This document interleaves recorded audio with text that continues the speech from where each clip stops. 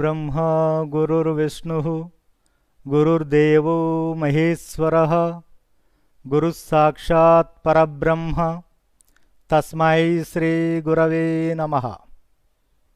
మిత్రులారా, మనం ఈరోజు డిగ్రీ సెకండ్ ఇయర్కు సంబంధించిన కొన్ని అలంకారాలను తెలుసుకుందాం.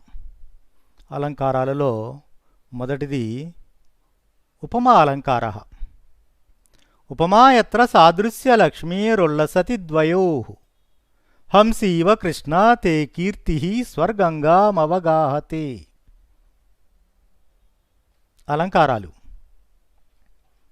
అలంకారాలు అంటే మానవుని యొక్క సౌందర్యాన్ని పెంపొందింపజేసేవి, మనము ధరించేటటువంటి వస్త్రాలు, ఆభరణాలు మొదలైనవి. ఏ విధంగా వస్త్రాలు, ఆభరణాలు మానవుల సౌందర్యాన్ని ఇనుమడింపజేస్తాయో, పెంపొందింపజేస్తాయో, అదే విధముగా కావ్యమును మనం ఒక కన్యగా భావించినట్లయితే కావ్య కన్య యొక్క సౌందర్యాన్ని పెంపొందింపజేసేవి, ఇనుమడింపజేసేవి ఈ అలంకారాలు. ఈ అలంకారాలు ప్రధానంగా రెండు విధాలుగా ఉంటాయి. ఒకటి శబ్దాలంకారాలు, రెండు అర్థాలంకారాలు. శబ్దము లేదా అక్షరానికి ప్రాధాన్యత ఉన్నటువంటి అలంకారాలను శబ్దాలంకారాలు అంటాము. అర్థానికి ప్రాధాన్యత ఉన్నటువంటి అలంకారాలను అర్థాలంకారాలు అంటాం. అర్థాలంకారాలు చాలా ఉన్నాయి, 100కు పైగా ఉన్నాయి. అందులో ప్రధానమైంది మొదటిది ఉపమా అలంకారం. సో ఈ ఉపమా అలంకారము అంటే ఏమిటి? ప్రతి అలంకారానికి మనం లక్షణము, ఉదాహరణ, సమన్వయం, దాని డెఫినేషన్, ఎగ్జాంపుల్, ఎక్స్ప్లెనేషన్, ఈ 3 విషయాలను మనం తెలుసుకోవాలి. ప్రతి అలంకారానికి సంబంధించి ఒక శ్లోకం ఉంటుంది. ఆ 2 లైన్స్లో ఫస్ట్ లైన్లో దాని లక్షణం ఉంటుంది, సెకండ్ లైన్ ఎగ్జాంపుల్, ఉదాహరణ ఉంటుంది. సో మనం ఈ 2 లైన్స్ మనం తెలుసుకున్నట్లయితే దాని లక్షణము తెలుస్తుంది, దాని ఉదాహరణ కూడా మనకు తెలుస్తుంది.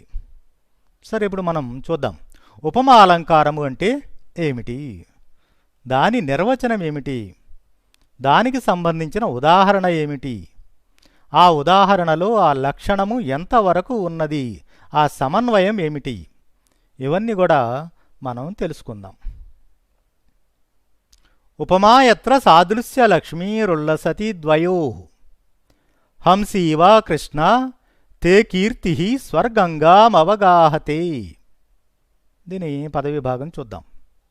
ఉపమా యత్ర సాదృశ్య లక్ష్మీ ఉల్లసతి ద్వయోః. దీన్ని విడదీసినట్లయితే సాదృశ్య లక్ష్మీ, సాదృశ్య లక్ష్మీ ప్లస్ ఉల్లసతి, సాదృశ్య లక్ష్మీ రుల్లసతి, విసర్గ సంధి. సాదృశ్య లక్ష్మీ ఉల్లసతి ద్వయోః, తర్వాత హంసి, హంసి ప్లస్ ఇవ, హంసీవ సవర్ణ దీర్ఘ సంధి. కృష్ణ తే కీర్తి స్వర్గంగాం అవగాహతే. ఇదండి ఈ ఉపమా అలంకారానికి సంబంధించిన శ్లోకం. ఫస్ట్ లైన్లో దాని డెఫినేషన్ ఉంటుంది అనుకున్నాం. ఉపమా యత్ర సాదృశ్య లక్ష్మీరుల్లసతి ద్వయోః. దీని అర్థాన్ని ఒకసారి మనం గమనిద్దాం. యత్ర ఎక్కడ, ద్వయోః రెండు వస్తువుల నడుమ. ఏమిటా రెండు వస్తువులు? ఒకటి ఉపమేయము, రెండవది ఉపమానము. ఈ రెండు వస్తువులకు సాదృశ్య లక్ష్మీ, సాదృశ్యము అంటే పోలిక, సాదృశ్య లక్ష్మీ పోలిక అనేటటువంటి సంపద ఉల్లసతి ప్రకాశిస్తుందో తత్ర అక్కడ ఉపమా, ఉపమా అలంకారము ఉంటుంది దండి. తర్వాత సెకండ్ లైన్, హంసీవ కృష్ణ తే కీర్తి స్వర్గంగాం అవగాహతే. కృష్ణ, కృష్ణుడా, తే కీర్తి, తే నీ యొక్క కీర్తి, కీర్తి హంసీ ఇవ, హంసీ ఆడు హంస ఫీమేల్ స్వాన్, హంసీవ ఆడు హంస వలె, స్వర్గంగాం ఆకాశగంగలో, అవగాహతే మునుగుచున్నది. ఇది ఈ శ్లోకం యొక్క భావం. ఎక్కడ రెండు వస్తువుల నడుమ సమాన ధర్మముతో కూడినటువంటి పోలిక గొప్పగా ప్రకాశిస్తుందో అక్కడ ఉపమా అలంకారము ఉంటుంది. అదండి. సో ఉపమా అలంకారము అంటే 4 వస్తువులు ఉండాలి. ఏమిటా 4 వస్తువులు? ఒకటి ఉపమేయము, ఉపమేయము అంటే సబ్జెక్ట్ ఆఫ్ ది కంపారిజన్. 2 ఉపమానం, ఉపమానం. 3 సమాన ధర్మ, సమాన ధర్మ. 4వది ఉపమావాచకము, ఉపమావాచకం. ఈ 4 ఉంటేనే అది ఉపమాలంకారము అవుతుంది. ఈ 4 గురించి మనం తెలుసుకుందాం. మొదటిది ఉపమేయం. ఉపమేయము అంటే కవి వర్ణించేటటువంటి వస్తువు. దాదాపు అలంకారాలన్నింటిలో మనం ఈ పదాలను చూస్తూ ఉంటాం. ఉపమేయం, ఉపమానము. ఉపమేయము అంటే కవి వర్ణించే వస్తువు, సబ్జెక్ట్ ఆఫ్ ది కంపారిజన్. కవి పోల్చేటప్పుడు 2 వస్తువులు ఉంటాయి. పోలిక అనేది ఎప్పుడు సాధ్యమవుతుంది? 2 వస్తువులు ఉన్నప్పుడు. ఒక వస్తువును వేరొక వస్తువుతో మనం పోల్చి చూస్తాం. మొదటి వస్తువు ఏదైతే ఉన్నదో దానిని ఉపమేయము అంటాము. అంటే కవి వర్ణించే వస్తువు. కవి ప్రధానంగా ఏ వస్తువును వర్ణించాలి అనుకుంటున్నాడో ఆ వస్తువును ఉపమేయము అంటాము. అదే సబ్జెక్ట్ ఆఫ్ ది కంపారిజన్. ఇక రెండవది ఉపమానం. కవి దేనితో పోల్చి వర్ణిస్తున్నాడో ఆ రెండవ వస్తువును ఉపమానము అంటాము. Standard of the comparison. కవి దేనితో పోల్చి వర్ణిస్తున్నాడో ఆ రెండవ వస్తువును ఉపమానము అంటాము. ఇక మూడోది సమాన ధర్మ. ఒక వస్తువును వేరొక వస్తువుతో పోల్చాలి అంటే ఆ రెండింటి మధ్య కామన్ క్వాలిటీ, సమాన ధర్మము ఒకటి ఉండాలి. ఆ కామన్ క్వాలిటీని సమాన ధర్మము అంటాము. అంటే రెండింటిలోనూ ఉపమేయము, ఉపమానము ఈ రెండింటిలోనూ సమానంగా ఉండే ధర్మాన్ని సమాన ధర్మము అంటాము. అంటే దీనిని ఆధారంగా చేసుకొని కవి పోల్చటము జరుగుతుంది. ఈ తర్వాత నాలుగోది ఉపమావాచకము, పోలికను తెలియజేసే పదం. The word of comparison, the word of comparison దానిని ఉపమావాచకము అంటాము. ఉపమావాచకం. ఈ 4 ఉంటేనే అది ఉపమా అలంకారము అవుతుంది. సో ఈ 4 ఉండాలి. ఉపమేయం, సబ్జెక్ట్ ఆఫ్ ది కంపారిజన్, ఉపమానం, స్టాండర్డ్ ఆఫ్ ది కంపారిజన్, మూడోది సమాన ధర్మ, కామన్ క్వాలిటీ, నాలుగోది ఉపమావాచకం, ద వర్డ్ ఆఫ్ కంపారిజన్. సాధారణంగా ఉపమా అలంకారము అంటే మన వాళ్ళు చెప్పేటటువంటి ఉదాహరణ, ఆమె ముఖము చంద్రబింబము వలె ప్రకాశించుచున్నది. అందరికీ తెలిసినటువంటి ఉదాహరణ. సో ఇక్కడ ఆమె ముఖము అనేది కవి వర్ణిస్తూ ఉన్నటువంటి వస్తువు. కవి దేని గురించి వర్ణిస్తున్నాడు? ఆమె ముఖాన్ని గురించి వర్ణిస్తున్నాడు. కాబట్టి ఆమె ముఖము ఉపమేయము అవుతుంది, సబ్జెక్ట్ ఆఫ్ ది కంపారిజన్. ఆమె ముఖాన్ని దేనితో పోల్చి వర్ణిస్తున్నాడు? చంద్రబింబముతో. చంద్రబింబముతో పోల్చి వర్ణిస్తున్నాడు కాబట్టి చంద్రబింబము ఉపమానము అవుతుంది. ఆమె ముఖాన్ని చంద్రబింబముతో పోల్చి వర్ణించటానికి ఆ 2 వస్తువులలో సమానంగా ఉన్నటువంటి ధర్మం ఏమిటి? ప్రకాశించటం. ఆమె ముఖము ప్రకాశిస్తూ ఉన్నది, చంద్రబింబము కూడా ప్రకాశిస్తూ ఉన్నది. సో ప్రకాశించటము అనేది ఆ 2 వస్తువుల నడుమ సమానంగా ఉన్నటువంటి ధర్మము. సో దీనిని ఆధారంగా గ్రహించి కవి పోలికను వర్ణించటం జరుగుతుంది. ఇక 4వది ఉపమావాచకము, అంటే పోలికను తెలియజేసే పదము. ఆమె ముఖము చంద్రబింబము ప్రకాశించుచున్నది అని మనం ఉదాహరణ ఇచ్చినట్లయితే అందులో పోలిక ఉన్నదా? లేదు. పోలికను తెలియజేసే పదమున్నదా అక్కడ? లేదు.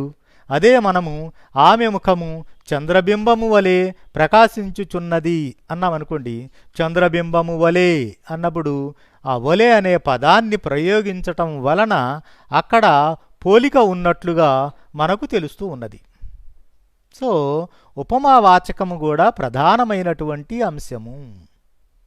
వలె అనున్నది పోలికను తెలియజేసే పదం, అదే ఉపమావాచకము. కాబట్టి ఉపమాలంకారము అంటే ఇవి 4 ఉండాలి. ఉపమేయము, ఉపమానం, సమాన ధర్మ, ఉపమావాచకము. ఈ 4 ఉంటేనే అది ఉపమా అలంకారము కాగలదు.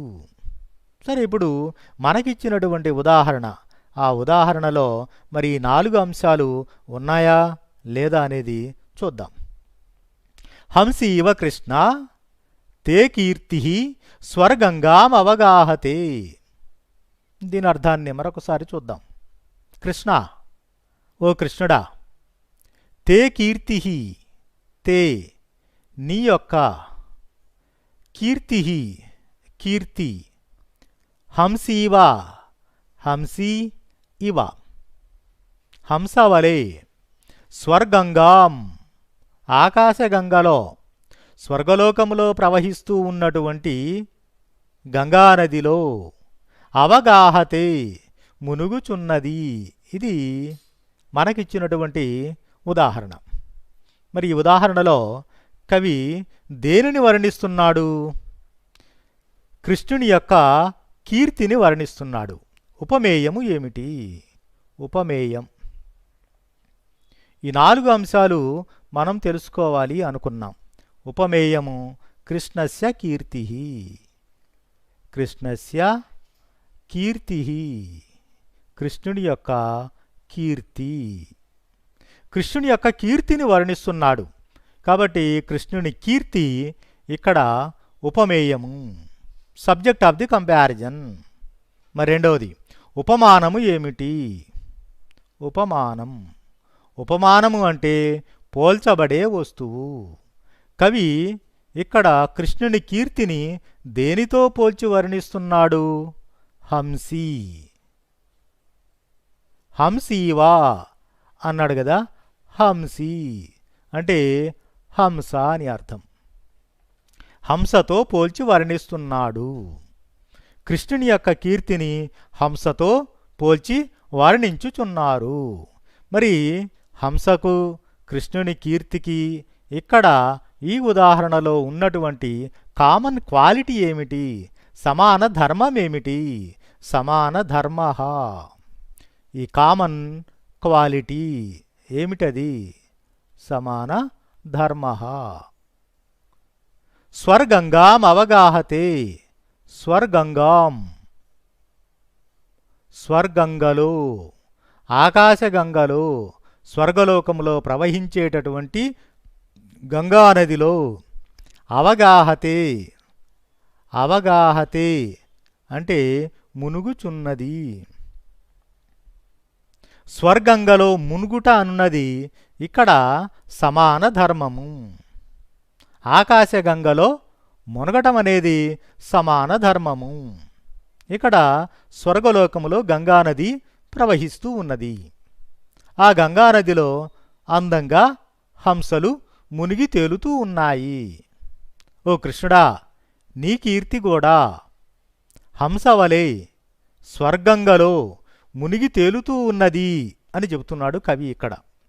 మరిక్కడ ఉపమా వాచకమేమిటి? నాలుగోది ఉపమా వాచకము. ఉపమా వాచకం అంటే ద వర్డ్ ఆఫ్ కంపారిజన్, పోలికను తెలియజేసే పదము. హంసీవ అన్నారు కదా, ఇవ అనున్నది ఉపమా వాచకము. హంసీవ, హంస వలే, ఇవ అంటే వలే అని అర్థం. ఇది ఉపమా వాచకము అంటే పోలికను తెలియజేసే పదం, ద వర్డ్ ఆఫ్ కంపారిజన్. ఇది లేదనుకోండి అక్కడ పోలికే ఉండదు. కాబట్టి ఇవ అనున్నది ఉపమా వాచకము. మరి ఇక్కడ కృష్ణుని కీర్తిని హంసతో ఎందుకు పోల్చి వర్ణించాడు? కృష్ణుని కీర్తి భూలోకమంతా విస్తరించి వ్యాపించి ఉన్నది. స్వర్గలోకము వరకు కూడా విస్తరించినది, వ్యాపించినది అని కవి చెప్పదలిచాడు. మరి కవులు ఈ అలంకారాలను ఎందుకు ప్రయోగిస్తారు? చదివేటటువంటి పాఠకుల మనసులకు హత్తుకునే విధముగా, మనస్సును రంజింపజేయటానికి, వాళ్ళేదైతే చెప్పదలిచారో ఆ భావాన్ని సూటిగా, స్పష్టంగా, ఇంకా వాళ్ళు బాగా అర్థం చేసుకోవటానికి ఈ అలంకారాలను కవులు ప్రయోగిస్తూ ఉంటారు.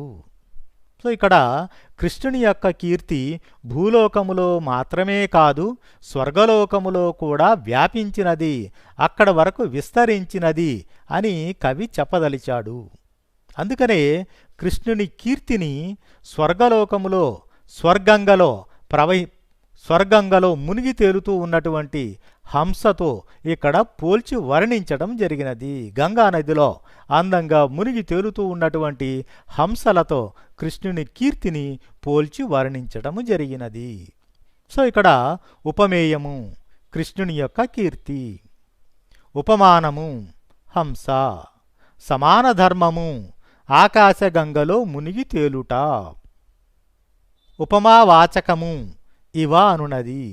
సో ఈ నాలుగు ఉన్నాయి కాబట్టి మనం దీనిని ఉపమా అలంకారముగా పేర్కొంటాము. సో ఈ నాలుగు ఉన్నట్లయితే ఉపమేయము, ఉపమానము, సమాన ధర్మము, ఉపమావాచకము, ఈ నాలుగు ఉన్నట్లయితే మనం దానిని ఉపమా అలంకారముగా పేర్కొంటాము. సో ప్రతి అలంకారానికి ముందు మనం ఈ శ్లోకాన్ని వ్రాయవలసి ఉంటుంది. ఇక తర్వాత మొదటిది లక్షణం, లక్షణాన్ని రాయాలి. లక్షణం అంటే ఆ అలంకారం యొక్క నిర్వచనము ఏమిటి, ఆ లక్షణం రాయాలండి. ఉపమేయము ఉపమానముల మధ్య ఎక్కడ సహృదయ రంజకముగా, పాఠకుల మనస్సులను రంజింపజేసే విధముగా, సమాన ధర్మముతో కూడిన పోలిక వర్ణించబడుతుందో అక్కడ ఉపమా అలంకారము ఉంటుంది. ఎక్కడ ఉపమేయము ఉపమానములకు సమాన ధర్మముతో కూడిన పోలిక సహృదయ రంజకముగా వర్ణించబడుతుందో అక్కడ ఉపమా అలంకారము ఉంటుంది. ఏ అలంకారమైనా సరే పాఠకుల యొక్క మనస్సును రంజింపజేయాలి. అదండి, పాఠకుల యొక్క మనస్సును రంజింపజేయాలి. కవి చాలా బాగా చెప్పాడు, చాలా గొప్పగా చెప్పాడు, మనసునకు ఆహ్లాదాన్ని కలిగించే విధముగా, మనసును రంజింపజేసే విధముగా చెప్పాడు అని చదివేటటువంటి పాఠకుడు అనుకోవాలండి. సో ఎక్కడైతే పాఠకుని మనస్సును రంజింపజేస్తూ ఉపమేయము, ఉపమానములకు సమాన ధర్మముతో కూడిన పోలిక వర్ణించబడుతుందో దానిని ఉపమా అలంకారముగా పేర్కొంటాము. రెండోది లక్ష్యం. లక్ష్యము అంటే ఎగ్జాంపుల్ అని, ఉదాహరణ అని అర్థం. ఉదాహరణ రాయాలి. ఇక్కడ ఇచ్చినటువంటి ఉదాహరణ ఏమిటి? ఓ కృష్ణుడా, నీ కీర్తి హంసవలే స్వర్గంగలో మునుగుచున్నది. ఇది దీనికి సంబంధించినటువంటి ఉదాహరణ. సో మొదట లక్షణం రాస్తాం, డెఫినేషన్, ఆ తర్వాత రెండోది ఎగ్జాంపుల్, ఉదాహరణ రాయాలి. ఓ కృష్ణుడా, నీ కీర్తి హంసవలే స్వర్గంగలో మునుగుచున్నది.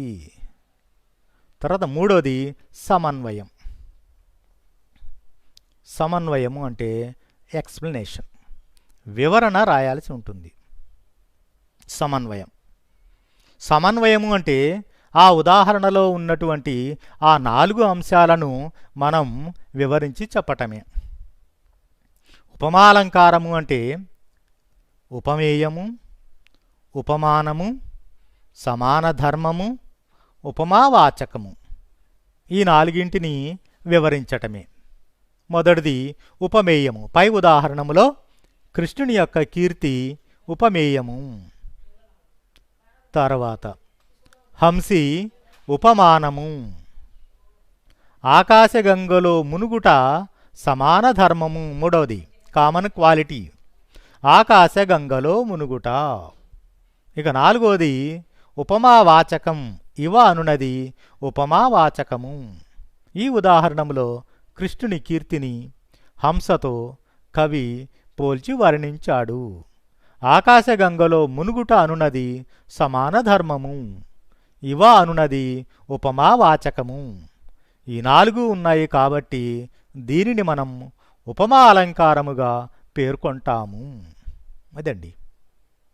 కాబట్టి ప్రతి అలంకారానికి ముందు మనము శ్లోకాన్ని రాయాలి. ఇక ఆ తర్వాత దాని లక్షణము, 2 ఉదాహరణ, 3వది సమన్వయం. ఈ 3 వివరించినట్లయితే ఆ అలంకారాన్ని గురించి మనం బాగా రాసినట్లే.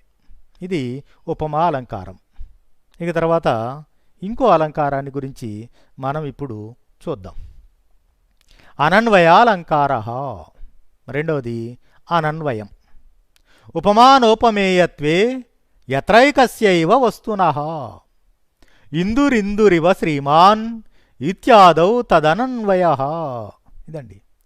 ఉపమానోపమేయత్వే యత్రైకస్యైవ వస్తునః ఇందురిందురివ శ్రీమాన్ ఇత్యాదౌ తదనన్వయః. అనన్వయాలంకారము. న అన్వయః అనన్వయః, అన్వయము లేనటువంటిది అని దీని అర్థం అండి. ఉపమా అంటే పోలిక అని అర్థము.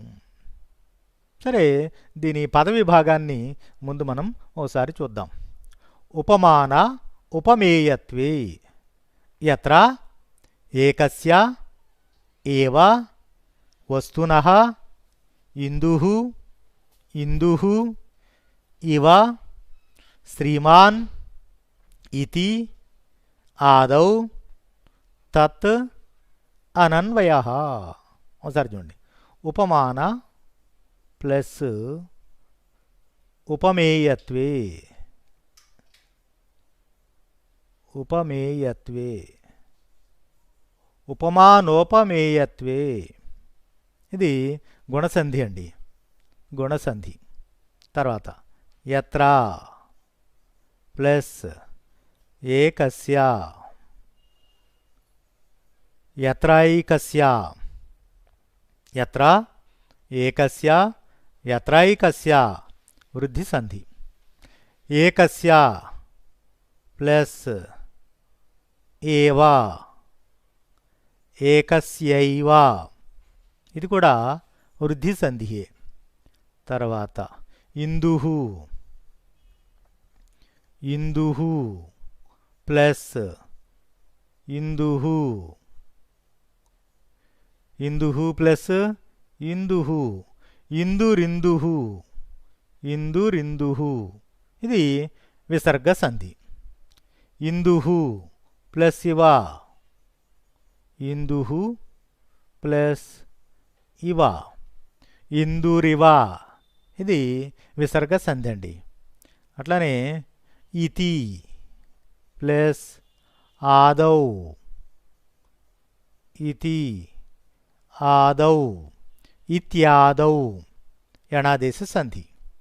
అట్లానే తత్ ప్లస్ అనన్వయః అనన్వయః తదనన్వయః ఇది జస్త్వ సంధి అండి.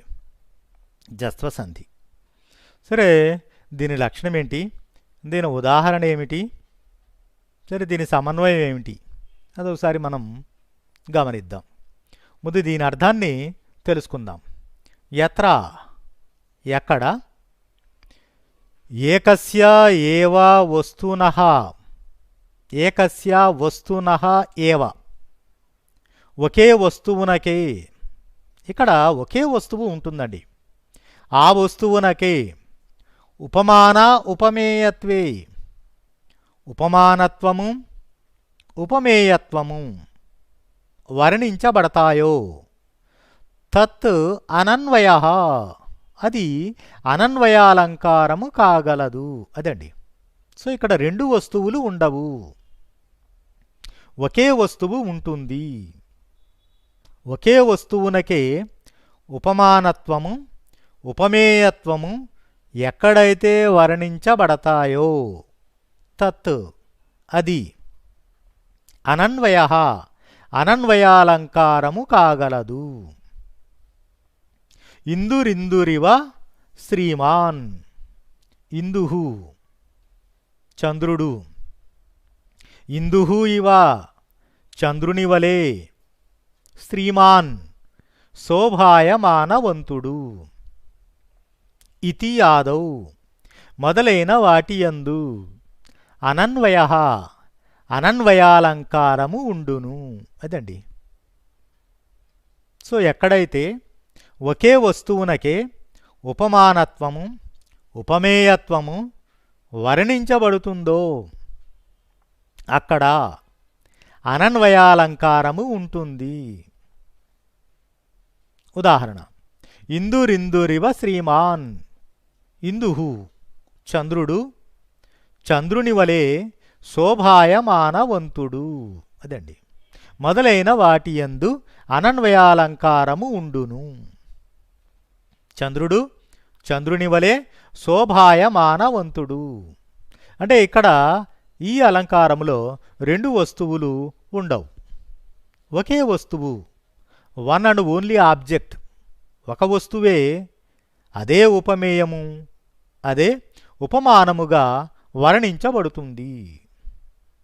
ఒకే వస్తువు అదే ఉపమేయము అదే ఉపమానము కూడా. అంటే కవి వర్ణించే వస్తువు అదే, కవి పోల్చేటటువంటి వస్తువు కూడా అదే. ఉపమేయము అంటే కవి వర్ణించే వస్తువు, ఉపమానము అంటే కవి దేనితో పోల్చి వర్ణిస్తాడో ఆ వస్తువును ఉపమానము అంటాము.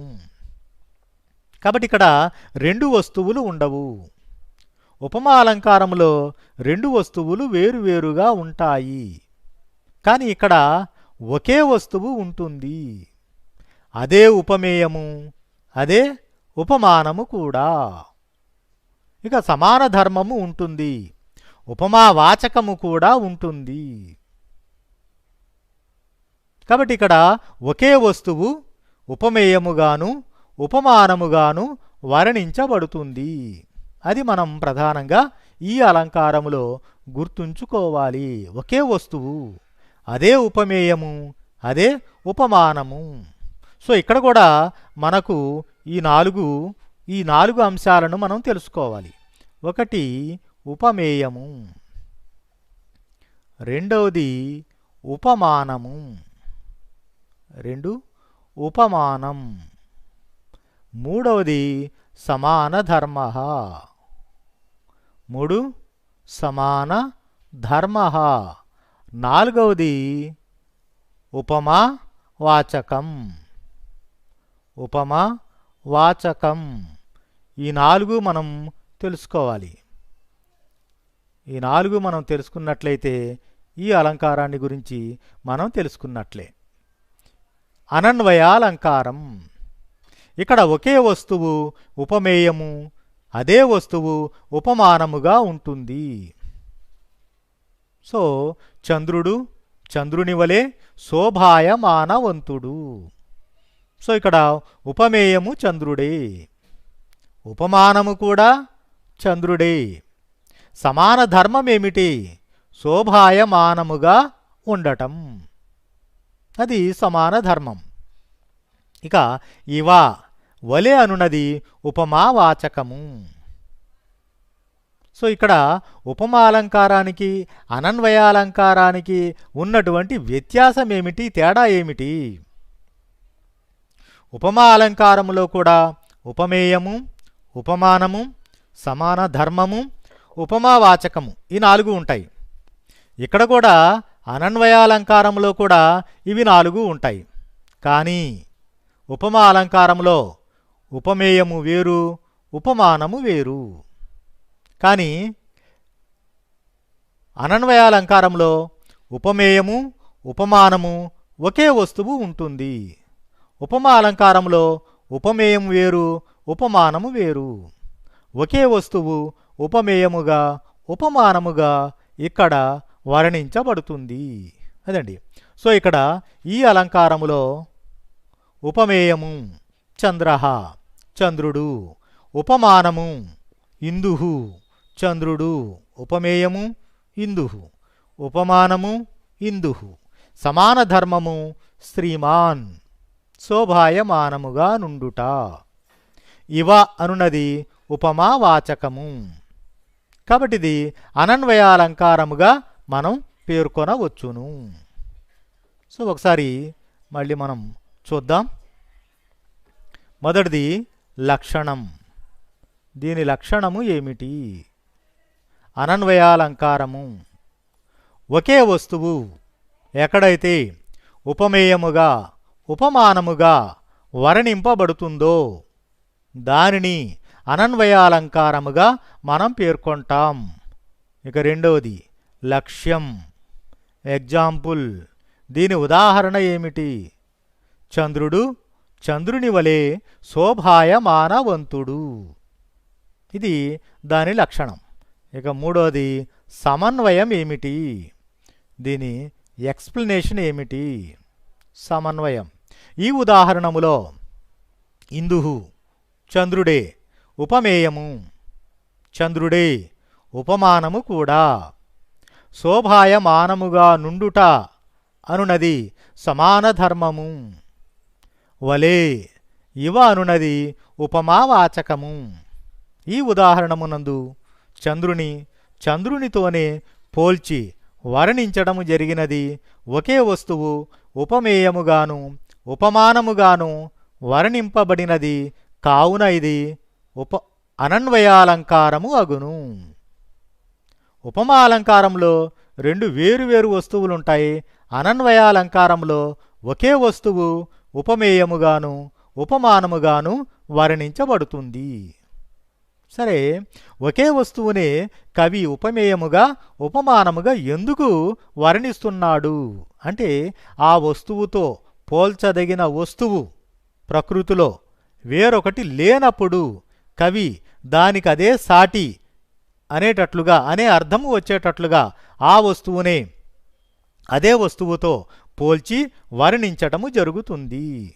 ఇదండి అనన్వయాలంకారము. ఇప్పుడు మనం తర్వాత 3వ అలంకారాన్ని తెలుసుకుందాం. ఉత్ప్రేక్షాలంకార. ఉత్ప్రేక్ష. ఉత్ప్రేక్షోన్నీయతే యత్ర హేత్వాదిర్నిహ్నుతిం వినా. త్వన్ముఖస్త్రీకృతే నూనం పాద్మైర్వైరాయతే శశి ఉత్ప్రేక్షోన్नीयते యత్ర హేత్వాదిర్నిహ్నుతిం వినా త్వన్ముఖస్త్రీకృతే నూనం పాద్మైర్వైరాయతే శశి. ఉత్ప్రేక్ష, ఉత్ప్రేక్ష అంటే ఊహించటం అని అర్థము. ఊహించటం. మరి ఈ ఉదాహరణ, ఈ అలంకారం యొక్క ఉదాహరణ ఏమిటి, దీని నిర్వచనం ఏమిటి, దాని సమన్వయము, ఇవన్నీ కూడా మనం తెలుసుకుందాం. ముందుగా దీని పదవి భాగం చూద్దాం. ఉత్ప్రేక్ష ఉన్నీయతే యత్ర హేత్వాదిః నిహ్నుతిం వినా త్వత్ ముఖశ్రీ కృతే నూనం పద్మైః వైరాయతే శశి. ఉత్ప్రేక్ష ప్లస్ ఉన్నీయతే, ఉత్ప్రేక్షోన్నీయతే, ఉత్ప్రేక్ష ప్లస్ ఉన్నీయతే, ఉత్ప్రేక్షోన్నీయతే, ఇది గుణసంధి అండి. అట్లానే హేత్వాదిః, హేత్వాదిః ప్లస్ నిహ్నుతిం, నిహ్నుతిం, హేత్వాదిర్నిహ్నుతిం, ఇది విసర్గ సంధి. అట్లనే పద్మైః, పద్మైః ప్లస్ వైరాయతే, పద్మైర్వైరాయతే, ఇది కూడా విసర్గ సంధి. సరే, దీని లక్షణాన్ని మనం ముందుగా తెలుసుకుందాం. ఉత్ప్రేక్షోన్నీయతే యత్ర హేత్వాదిః నిహ్నుతిం వినా. యత్ర ఎక్కడైతే, హేత్వాదిః హేతువు మొదలైనటువంటివి, హేతువు, హేతువు అంటే కారణం, హేతు అంటే వస్తు, హేతు ఫలములు, వస్తు హేతు ఫలములు, ఫలితము రిజల్ట్ అని అర్థం. ఇవి మూడు ఎక్కడైతే ఊహించబడతాయో తత్ర అక్కడ ఉత్ప్రేక్ష, ఉత్ప్రేక్షాలంకారము ఉండును. వస్తు హేతు ఫలితములు, ఫలములు ఎక్కడైతే ఉపమేయమును ఆశ్రయించుకొని ఊహించబడతాయో తత్ర అక్కడ ఉత్ప్రేక్ష, ఉత్ప్రేక్షాలంకారము ఉండును. తర్వాత దీని ఎగ్జాంపుల్, త్వన్ముఖస్త్రీకృతే నూనం పద్మైర్వైరాయతే శశి. త్వత్ ముఖస్త్రీకృతే, త్వత్ నీ యొక్క ముఖ, ముఖ స్త్రీ సౌందర్యము, త్వత్ ముఖస్త్రీకృతే నీ ముఖ సౌందర్యము కొరకు, శశి చంద్రుడు, పద్మైః పద్మములతో, నూనం నిస్సందేహముగా, వైరాయతే వైరాన్ని కలిగి ఉన్నాడు, శత్రుత్వాన్ని కలిగి ఉన్నాడు. నూనం నిశ్చయముగా, నిస్సందేహముగా, శశి చంద్రుడు, త్వన్ముఖస్త్రీకృతే నీ ముఖ సౌందర్యమును పొందుట కొరకు చంద్రుడు నిస్సందేహముగా, పద్మైః పద్మములతో వైరాన్ని కలిగి ఉన్నాడు, శత్రుత్వాన్ని కలిగి ఉన్నాడు. ఒక నాయకుడు నాయిక యొక్క ముఖ సౌందర్యాన్ని ఇందులో వర్ణిస్తూ ఉన్నాడండి. నాయిక ముఖ సౌందర్యాన్ని ఇందులో వర్ణిస్తూ ఉన్నాడు. ఇక్కడ శత్రుత్వాన్ని చెబుతూ ఉన్నాడు. ఎవరెవరికి మధ్య శత్రుత్వాన్ని చెబుతున్నాడు? శశి చంద్రుడు, మొదటిది శశి చంద్రుడు. పద్మైః పద్మములతో వైరాన్ని ఊహించుచున్నాడు. వైరము లోకములో సూర్యుడు ఉదయించగానే పద్మాలు విచ్చుకుంటాయి. సూర్యుడు ఉదయించగానే, ఉదయాన్నే పద్మములు వికసిస్తాయి, లోక సహజం. సాయంకాలము చంద్రుడు ఉదయించగానే సాయంకాలము చంద్రుడు ఉదయించగానే పద్మములు ముడుచుకుంటాయి, ముకుళిస్తాయి, కలువలు విచ్చుకుంటాయి. సో సాయం సమయము చంద్రుడు ఉదయించగానే పద్మములు ముడుచుకుంటాయి. ఇది లోకములో సహజంగా జరిగేటటువంటిది. ఈ లోక సహజమైనటువంటి దానికి ఆ రెండిటి మధ్య వైరాన్ని, శత్రుత్వాన్ని కవి ఊహించుచున్నాడు. ఇది మనం ఇక్కడ గమనించాలి. కవి ఇక్కడ శత్రుత్వాన్ని ఊహించుచున్నాడు. ఏ రెండిటి మధ్య? ఒకటి శశి చంద్రుడు, రెండోది పద్మాయి పద్మముల మధ్య. ఇది లోక సహజం. చంద్రుడు ఉదయించగానే పద్మములు ముడుచుకోవటము, ముకుళించటమనేది లోక సహజం. ఈ లోక సహజమైనటువంటి విషయానికి వైరాన్ని ఊహించుచున్నాడు ఎవరు? కవి. ఆ వైరానికి ఒక ఫలితాన్ని కూడా ఊహించుచున్నాడు. ఏమిటా ఫలితము? నాయిక యొక్క ముఖ సౌందర్యము. నాయిక యొక్క ముఖ సౌందర్యముతో సమానము నేనంటే నేను అని ఇవి రెండూ కూడా పోటీపడ్డాయట. చంద్రుడు, పద్మములు ఒకే వస్తువు కొరకు రెండు వస్తువులు పోటీ పడినప్పుడు ఆ రెండిటి మధ్య వైరము ఏర్పడుట అనేది లోకములో సహజంగా మనం చూసేటటువంటి అంశం. ఇక్కడ నాయిక ముఖ సౌందర్యము కొరకు చంద్రుడు, పద్మములు రెండూ పోటీ పడ్డాయి. పోటీ పడటం వలన ఆ రెండిటి మధ్య వైరము ఏర్పడినది అని కవి ఊహించుచున్నాడు. పద్మాలకు చంద్రునితో లోకములో సహజంగా ఏమున్నది? చంద్రుడు ఉదయించగానే పద్మములు ముడుచుకుంటాయి. అది లోక సహజ అంశం. కవి దానిని వైరముగా ఊహించుచున్నాడు, శత్రుత్వముగా ఊహించుచున్నాడు. ఆ శత్రుత్వానికి ఒక ఫలితం, ఒక రిజల్ట్ కూడా ఊహించుచున్నాడు. ఏమిటా రిజల్టు? నాయిక యొక్క ముఖ సౌందర్యాన్ని పొందటము. నాయిక ముఖ సౌందర్యాన్ని పొందటము కొరకు చంద్రుడు నిశ్చయముగా ఆ పద్మములతో వైరాన్ని కలిగి ఉన్నాడు అని చెబుతున్నాడండి. కాబట్టి లోక సహజమైనటువంటి దానికి వైరాన్ని కవి ఊహించుచున్నాడు. ఆ వైరానికి ఒక ఫలితాన్ని కూడా కవి ఊహించుచున్నాడు. కాబట్టి ఫలితము కాని దానిని, ఫలము కాని దానిని, రిజల్ట్ కాని దానిని ఫలితముగా, ఫలముగా కవి ఊహించి వర్ణించుచున్నాడు. కాబట్టిది ఫలోత్ప్రేక్షాలంకారము కాగలదు. కాబట్టి ఇక్కడ ఉత్ప్రేక్షాలంకారము ప్రధానంగా 3 విధాలుగా ఉంటుంది. ఒకటి వస్తూత్ప్రేక్ష, వస్తూత్ప్రేక్ష మొదటిది. ఇక రెండవది హేతూత్ప్రేక్ష,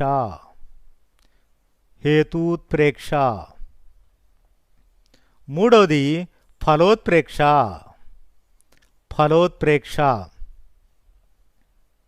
ఈ 3 విధాలుగా ఉంటుంది ఉత్ప్రేక్షాలంకారము. వస్తువు కాని దానిని వస్తువుగా కవి ఊహించినట్లయితే దానిని వస్తూత్ప్రేక్షాలంకారము అంటాము. రెండవది హేతువు అంటే కారణం.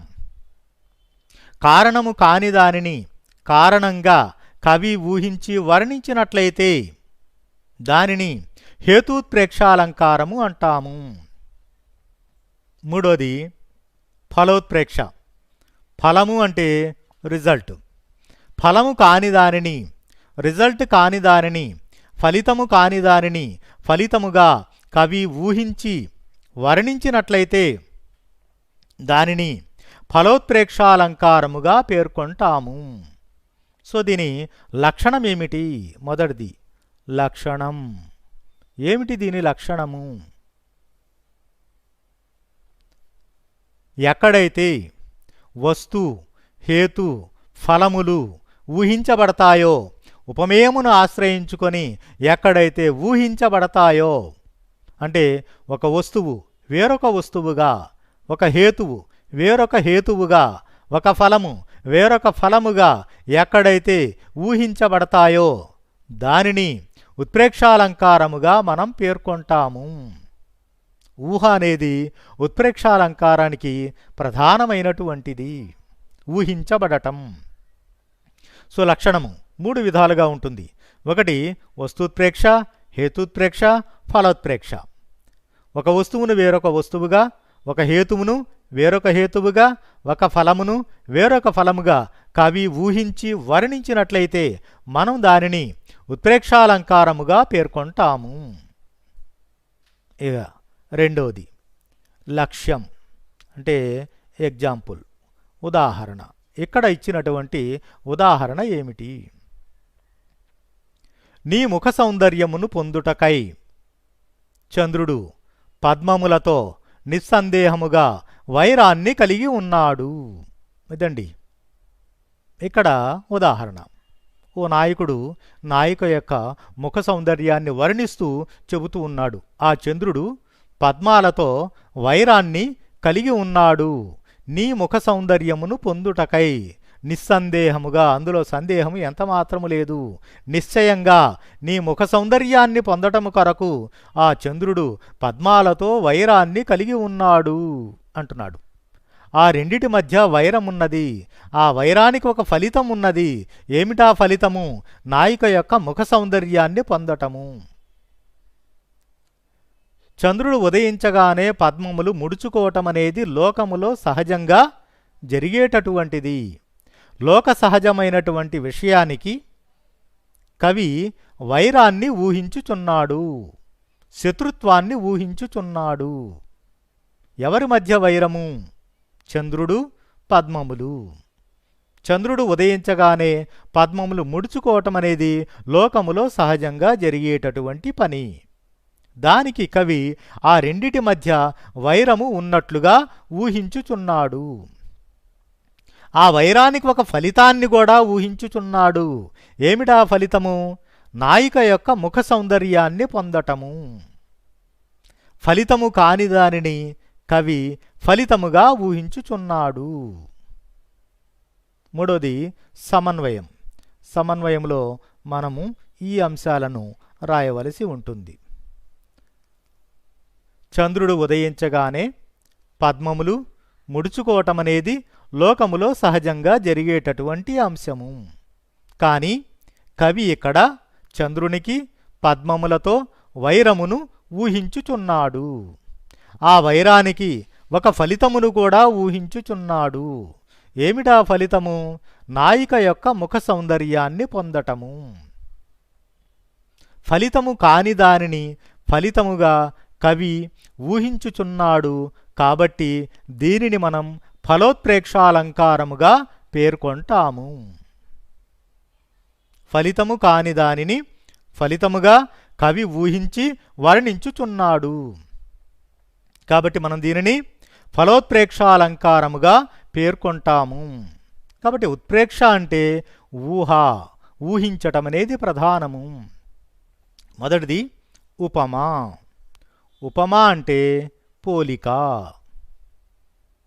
పోలిక ఉండాలి.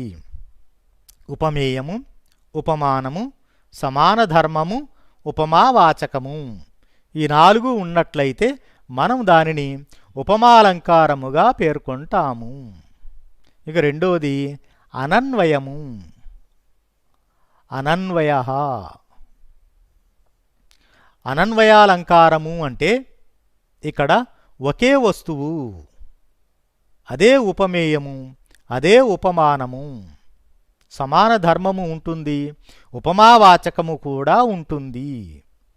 ఒకే వస్తువు ఉపమేయముగాను ఉపమానముగాను వర్ణింపబడినట్లయితే మనం దానిని అనన్వయాలంకారముగా పేర్కొంటాము.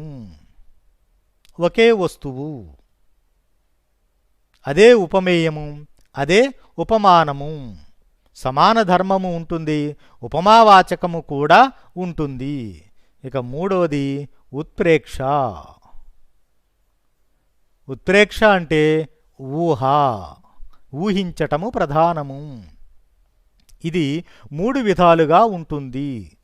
వస్తూత్ప్రేక్ష, హేతూత్ప్రేక్ష, ఫలోత్ప్రేక్ష. ఒక వస్తువును వేరొక వస్తువుగా ఊహించినట్లయితే వస్తూత్ప్రేక్ష. ఒక హేతువును వేరొక హేతువుగా ఊహించినట్లయితే హేతూత్ప్రేక్ష. ఒక ఫలమును ఒక ఫలితమును వేరొక ఫలితముగా కవి ఊహించినట్లయితే దానిని ఫలోత్ప్రేక్షాలంకారము అంటాము. సో ఇక్కడ ఊహించటం అనేది ప్రధానము. వస్తుహేతు ఫలములను వేరొక వస్తుహేతు ఫలములుగా కవి ఊహించి వర్ణించినట్లయితే మనం దానిని ఉత్ప్రేక్షాలంకారముగా పేర్కొంటాము. కాబట్టి ఈ విధంగా ఈ 3 అలంకారాలను మనం గుర్తుంచుకోవచ్చు. మిత్రులారా, ఇంకా మరికొన్ని అలంకారాలున్నాయి. వాటిని నెక్స్ట్ క్లాస్లో మనం తెలుసుకుందాం. ధన్యవాదాలు. Thank you very